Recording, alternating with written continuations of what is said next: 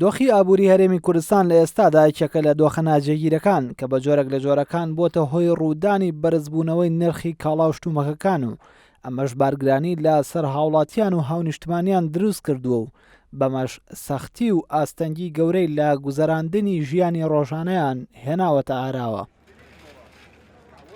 مامۆستایەکی زانکۆ لە سەردۆخی ئابووری هەرێمی کوردستان و فاکتەرانەی هۆکارن بۆ دروستکردنی ئەم دۆخە ناجێگیرەی ئێستا و گرانی نرخی کاڵا و شتومەکەکان دەڵێت. لە دوای پەسەندکردنی بودجێ عێراقەوە دۆخێکی نوێ لە هەرێمی کوردستان و لە عێراق بەگشتی هاتوتە ئاراوە. ئەو پەسەندکردنەوە لەبەرەوەی کە ئەتوانین بڵێ عیزێکی دارایی زۆر هەبوو بە عێراق هات بە دابەزاندنی نرخی دینارەکەی خۆی ئەوەی پڕکردەوە. ئەمە وای کرد ئەمە هۆکارێکە بۆ هەڵاوسانی نرخ کە وای کردووە کە هاوڵاتیان بە بەرامبەر بەو دۆخە دارایی خۆیان ئەرکەکان قورستر بێت لەگەڵەوە شەکە لەوانەیە موچە لە کاتی خۆیان نەبێت یا زۆر جار بە لێبڕینەوە. یەکێک لە هۆکارەکانی تر ئەوەیە کە ئێمە لە هەرێمی کوردستانە اقتصادێکی وامانیە پشت بەستوو بین بە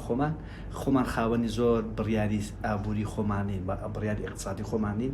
دەوروبەر تەسیری هەیە وڵاتانی ئیقلیمی وڵاتانی جیهانی تەسیری هەیە زایز سیستەمی حکومڕانی خۆمان لە ماوەی ڕابردووشە تا ئێستا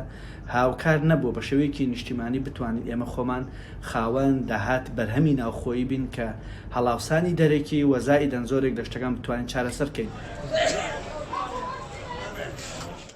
هەرچی تایبەتە بەڕای هاوڵاتیان لە سەردۆخی بازاڕ و گرانی نرخی کاڵا و شمەکەکان و نەبوونی لێپرسینەوە بە دوواداچوونی حکومەت لە سەر کێشەکان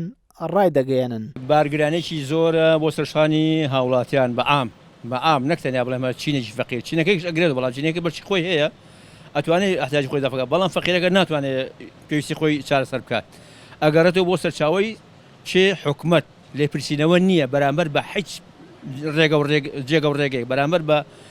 هیچ مەرزێک بەرامبەر هیچ شوێنێکە ئەم کاڵانەیەت لێپرسینەوە نییە بە هیچ شێوەیەک ئەنوە ئاشتی خراپیش ئەێنن بەشتی گران سێری گرانەکە ئەیفرۆشن بەشەی ساکە ئەیفرۆشنەوە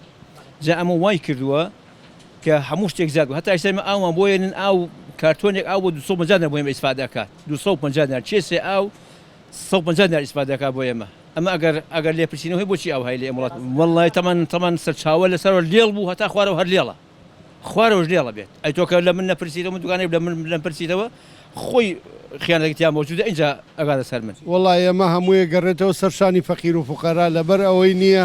خەڵکەکە هیچ تاوانێکی نییە فەقیرە ئەگەر بێت و قسەشکان نییە حکومەت دەیەتە جواب و ئەیگرێەوەی خاتە سژنەکانی خۆیەوە بەڕاستی ئەمە کارێکی زۆر ناهەموارە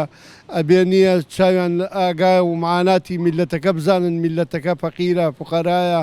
هەمووی کەسی تیانەما وڵاتەکەمان چی گەنجە هەمووی ڕۆژ لە دەریای ئیجا هەمووی لە ناوچوو ئەجا ئێمەش داوا لە کەناڵەکەتانەکەین دەنگی ئێمە بخەنە پاڵ دەنگی خۆتان بەشک و حکومەت بەخۆیان بێتەوە و چارەسەری کێشەکانمان بۆ بکە ئەمڕۆ من لیترێ بەنزینم کڕیوە خۆ قوبوڵ ناکە بە 875 دینار. ناجێگیری دۆخی ئابووری و ڕوودانی هەڵاوسان و داکشانەوە یەکێکە لەو کێشانەی کە بەرۆکی سەرجەم کۆمەڵگاکان دەگرێت و لە کۆمەڵگە پێشکەوتوەکاندا ڕێگا چارەی پێویست دەگرنە بەر بۆ کەمکردنەوەی کاریگەریەکانی لە سەر هاوڵاتیان بەڵام لە هەرێمی کوردستان سەرڕای ئەوەی یاسایەک نییە بۆ دیاریکردنی نرخ و ڕێگریکردن لە یاریکردن بە نرخەکان هاوکات حکومەت و دەسەڵات بە بەشێک لە هۆکاری دروستکردنی ئەو دۆخەدا دەنرێن. مەریوان جەبار، شارپرێس، سلێمانی.